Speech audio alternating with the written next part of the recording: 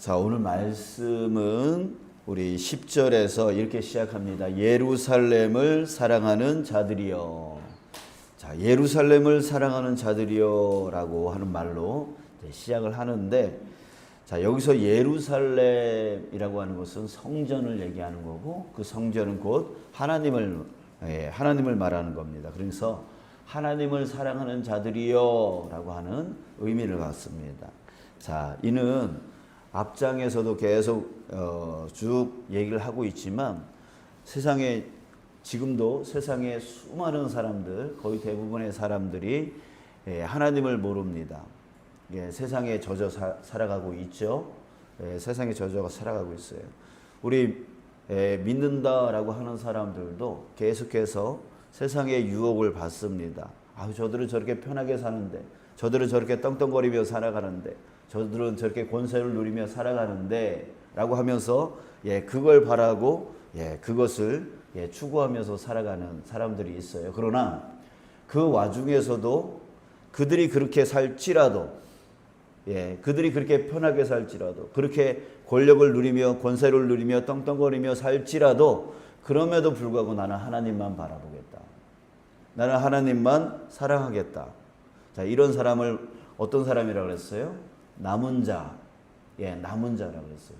하나님의 종, 남은 자라고 했습니다. 그래서 끊임없이 누가 다른 사람이 어떻게 할지라도 그것을 따라가는 것이 아니라, 나는 오로지 하나님만 사랑하고, 하나님이 맡겨주신 것에 충성하고, 난 그렇게 끝까지 살겠다라고 하는 사람을 남은 자라고 했습니다. 그 남은 자를 말하는 거예요. 예루살렘을 사랑하는 자들이요, 하나님을 사랑하는 자들, 끝까지 남은 자들을 말하고 있는 것입니다. 그들이, 오늘 본문은 그들에게 주어질 복에 대한 말씀을 하고 있는 겁니다. 어떤 복이 있을까요? 10절에 보면은 이런 말이 나옵니다. 기뻐하라, 즐거워하라. 기뻐하라, 즐거워하라, 이런 말이 나와요. 그들이 얻을 것이 바로 이거라는 거예요. 그들은 결국에는 기쁨을 얻을 것이고, 결국에는 즐거움을 얻게 될 것이다라는 거예요. 11절에는 위로, 만족, 풍성함, 즐거워하리라, 이런 말이 나옵니다. 그들은 지금은 고통 가운데 있지만 결국에는 위로를 받을 것이고, 또한 만족, 이 땅 가운데 우리에게 진정한 만족이 있습니까? 없죠? 진정한 만족을 얻게 될 것이고, 하나님의 영광의 풍성함을 얻게 되어져서 즐거워하리라 라고 말하고 있습니다.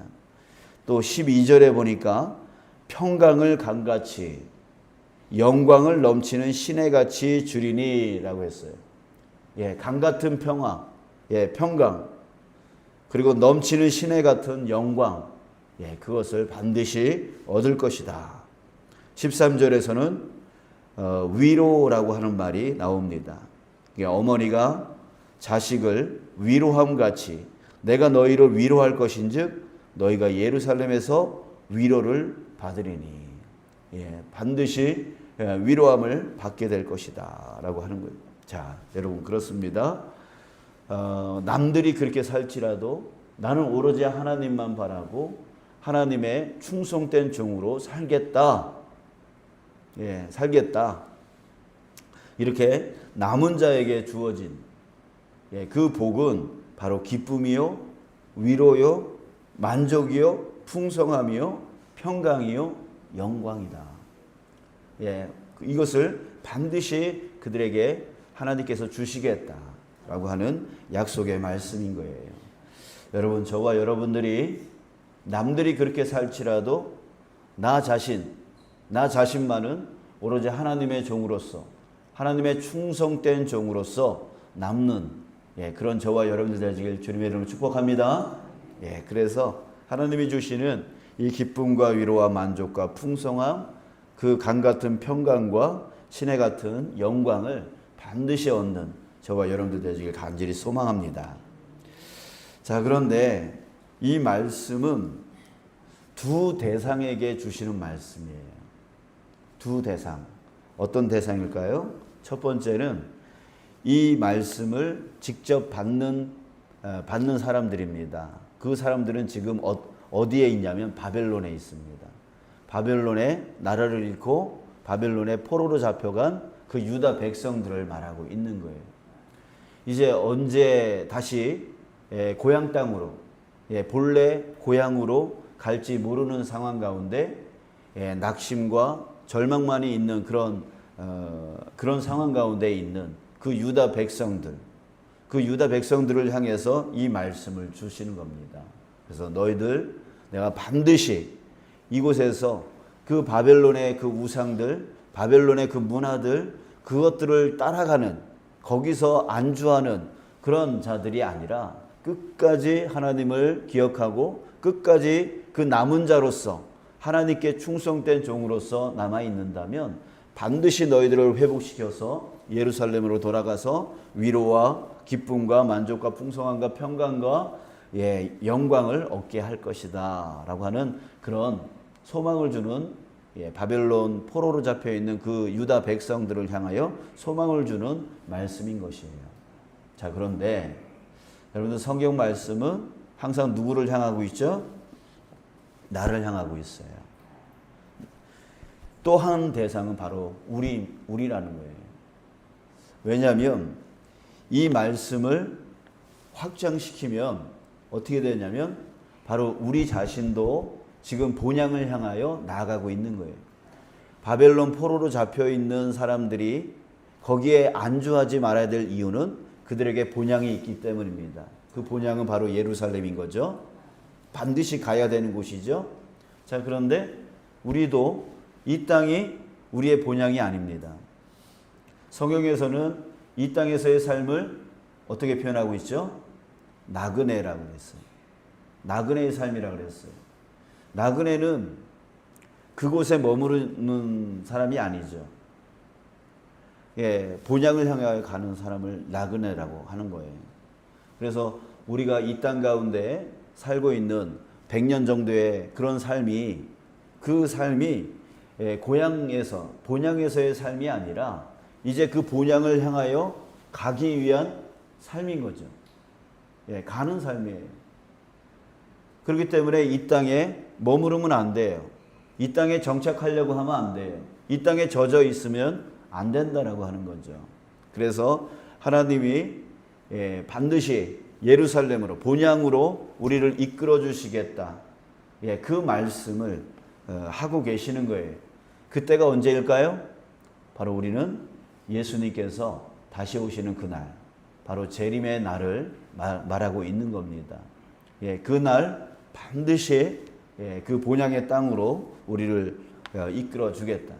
그렇다면 우리의 지금의 삶은 바로 바벨론 포로로 잡혀 있는 유다 사람들처럼 우리도 이 땅 가운데 포로로 잡혀 있는 거죠.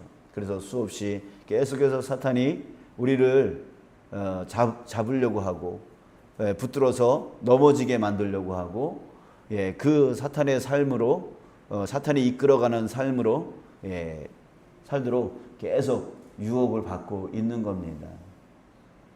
유다 백성들이 바벨론에서, 그 바벨론의 문화에서 유혹받고 있듯이 우리도 이 땅 가운데서 유혹받고 있는 거예요. 자, 그럴 때, 자, 여러분, 우리는 어떻게 살아야 됩니까? 끝까지.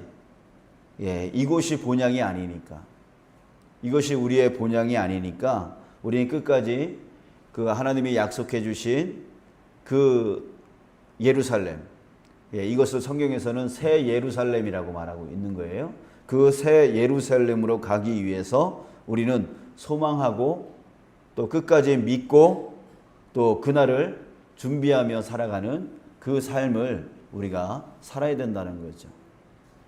여러분, 우리에게 이 소망을 꼭 붙드는 그 믿음이 여러분들에게 있기를 소망합니다. 아멘. 그래요. 이곳이 우리의 정착지가 아니에요. 우리는 반드시 가야 될 새 예루살렘이 있단 말이에요. 지금 하나님께서 예수님을 통해서 우리로 그 땅으로 이끌어 나가고 계시는 거예요. 그럴 때에 여러분 우리 끝까지 남는 자 되어지기를 소원합니다.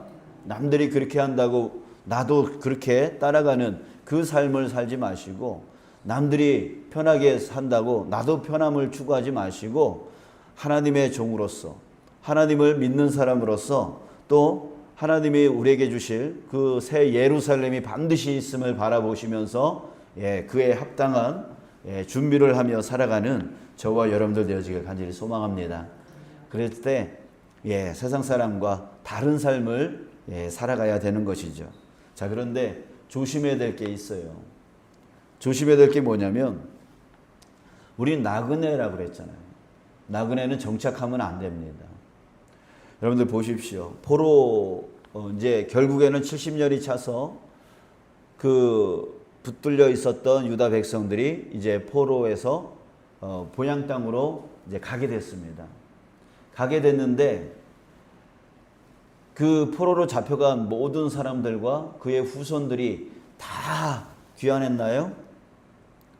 다 돌아왔을까요? 다 돌아오질 못했어요.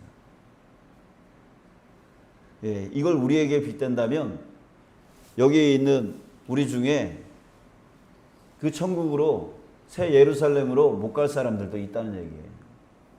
자, 왜 그럴까요? 그 바벨론 문화가 너무 좋은 문화거든요. 당시의 바벨론은 세계 최강국이었고, 세계 최고의 문화를 갖고 있었고, 세계 최고의 학문을 갖고 있었고, 그걸 사람들이 좋아할 만한 그 모든 걸 다 갖고 있었던 그 곳이 바로 바벨론이라고 하는 제국이었습니다. 그곳에 가니까 내 땅보다 너무 좋은 거예요. 내 고향보다 너무 좋은 거예요. 거기에 정착하여 삽니다. 자녀를 낳아서 삽니다. 자녀를 교육시킵니다. 그 나라 언어, 그 나라 문화, 그 나라에 있는 좋은 것들을 자녀들에게, 자기네들도 그거에 매료되어져서 살아가고, 자녀들도 거기에 만족하면서 살아갑니다. 이런 사람들은 70년이 지나서 다시 돌아가라 라고 했을 때 돌아가고 싶었을까요? 아니겠죠. 거기에 이제 만족하고 거기에 자녀들이 이제 정착하여 살아가는데, 그 모든 것을 다 내려놓고 가기가 쉽지 않은 거예요. 그들은 나그네의 삶을 잃어버렸어요. 여기가 본향이 아니고 우리가 가야 될 저 예루살렘이 있다라고 하는 것을 잃어버렸어요. 그냥 그 땅에 젖어 살았어요. 이런 사람들은 돌아가지 못했어요. 그래서 포로 귀환할 때 1차, 2차, 3차 이렇게 귀환을 했는데 돌아온 사람들은 얼마 되지 않습니다. 여러분, 이걸 볼 때에 우리도 믿음의 삶을 산다고 말하지만 결국 예수님께서 재림하시는 그날 정말 새 예루살렘으로 돌아갈 자들이 그리 많지 않을 수 있다는 얘기예요. 여러분들, 그렇기 때문에